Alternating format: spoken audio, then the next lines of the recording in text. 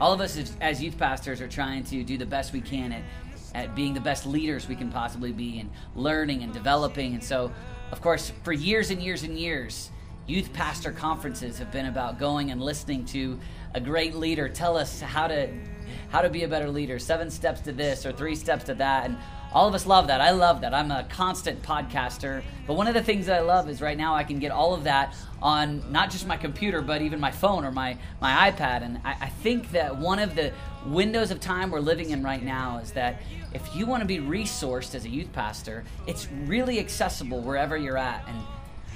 And I want to encourage you to take this year and think, if you've got a few days to get away, rather than going and listening in seminars, I want to encourage you to take 3 days to come and fast and pray for a move of God within local church youth groups across America.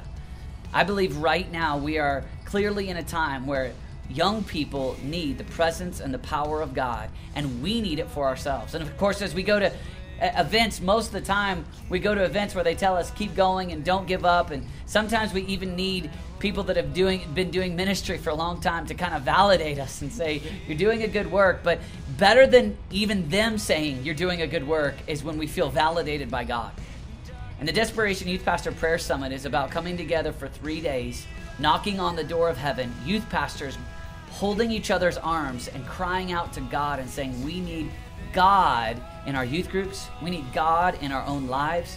We need God to validate us. More than a senior pastor or more than someone who's been doing ministry for a long time or an expert. We need the God of the ages. And when we get that, it transforms us. And I'm so impressed with youth pastors that have come over the last 4 years and encounter and experience God in a way as they go off and they spend time alone with Jesus in solitude, and then we come back together and we cry out in intercession. This year we're adding a day of fasting. Now it might scare some of you, but imagine what it does to the heart of God when youth pastors come together, and when we could be just sitting in session after session and going restaurant after restaurant and just kind of hanging out together, when we come before God and say we're going to take these few days that we have and actually cry out to God for Him to touch our hearts and our youth ministries. I believe these 3 days are precious to the Lord.